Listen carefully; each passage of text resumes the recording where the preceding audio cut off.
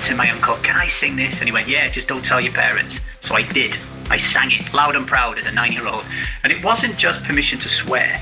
In this moment, it was a passport into manhood for me, right? Now, many years later, when I got 16 years of age and I was working on the railway and I got my free passes, I would travel back to Manchester to meet my Uncle Alan. Only now, it wasn't just eating meat and potato pie, chips, mushy peas and gravy. We would meet in the pub and we'd have a pint. And that drink between us, it said, you're in.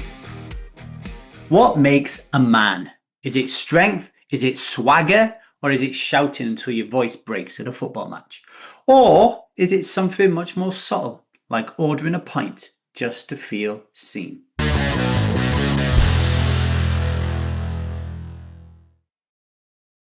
Hello everybody, my name is LeeDavy. I am not an alcoholic. I refuse to be anonymous. I am someone who lives a self-led life, alcohol-free as fuck, and I spend every waking moment of that life helping other people do the same, like right now, ladies and gentlemen. Earlier this week, I had an email to my box telling me that BrewDog were now sponsoring West Ham United, the Hammers.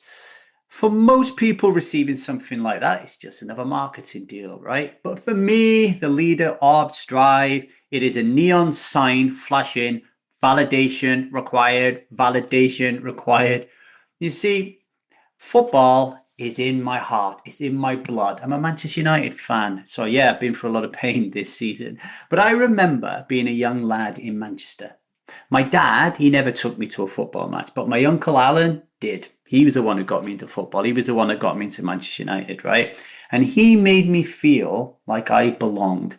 The walk down United Way, meat and potato pie, chips, mushy peas and gravy, Bovril when we got to the ground, being lifted on his shoulders in the Stretford end so I could see something. This is before we had all-seater stadiums because I'm an old fogey.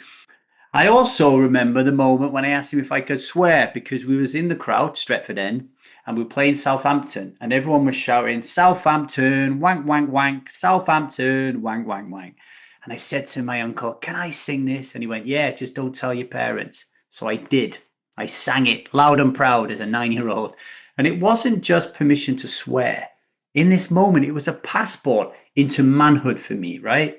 Now, many years later, when I got 16 years of age and I was working on the railway and I got my free passes, I would travel back to Manchester to meet my Uncle Alan. Only now it wasn't just eating meat and potato pie, chips, mushy peas and gravy. We would meet in the pub and we'd have a pint. And that drink between us, it said, you're in.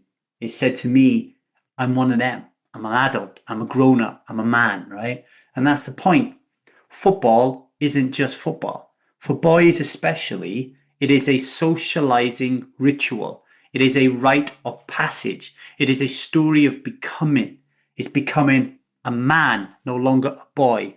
And alcohol is written into every single line of that story. So when BrewDog sponsors West Ham, and they're not the only alcohol company in the world to be interacting in some business sense with a football team, right? It's not just a logo, but it is a lesson that to belong in this masculine world, to be a man, you have to drink alcohol. You have to drink alcohol to be normal. You have to drink alcohol to be respected. And like I said, you have to drink alcohol to be a man, and it will be shown front and center everywhere you go, not just at West Ham, but at Premier League football grounds up and down the country. It is the liquid lie front and center, and we as human beings barely blink at it. Now I'm going to take a short break, but as I do, I want you to ask yourself this.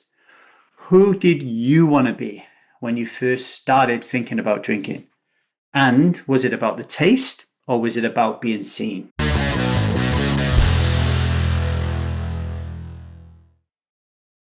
Welcome back to the 1000 Days Sober podcast. Before the break, we were talking about BrewDog and their relationship with West Ham United and the male rite of passage hidden inside a pint glass. So let's get back to that, right?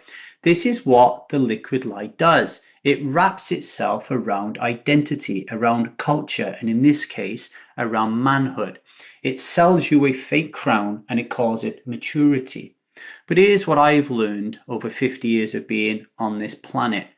Drinking never made me feel like a man when I look back in hindsight. It just made me feel safe while I was pretending to be one.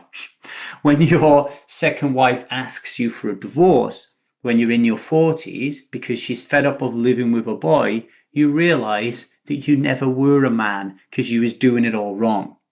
You see, validation, it doesn't come from the outside. It doesn't come from living an outside in life.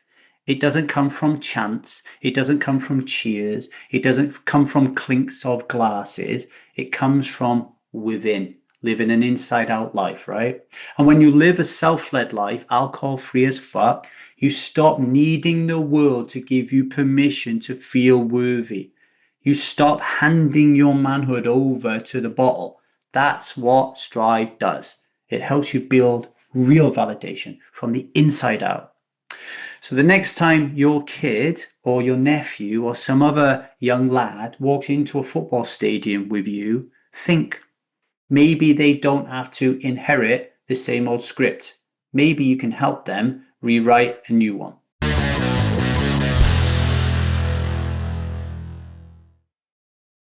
Today's daily vow. Today, I will not drink. Instead, I will choose to validate myself from within because I do not need alcohol to be seen. I just need to stop hiding. Some reflections for you while you're going about the day today. Who gave you your first drink? And what did that moment mean to you?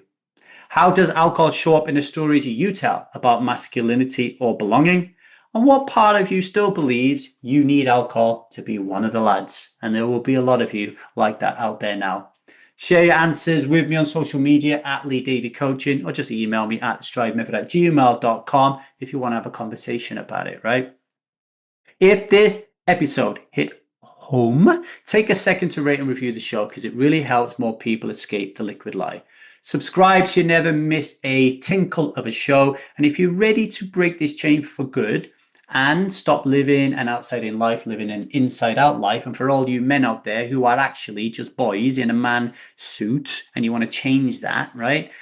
Strive Method will be for you, okay? And download our free ebook, Escape the Liquid Lie, Break the Spell, Live Self-Led, Alcohol Free as Fuck. It's over at strivemethod.com. You'll love it, I promise you. Until tomorrow, much love and strive on. And remember, you've got this. You do not need to drink today, okay? You're more powerful than you think. Much love and strive on.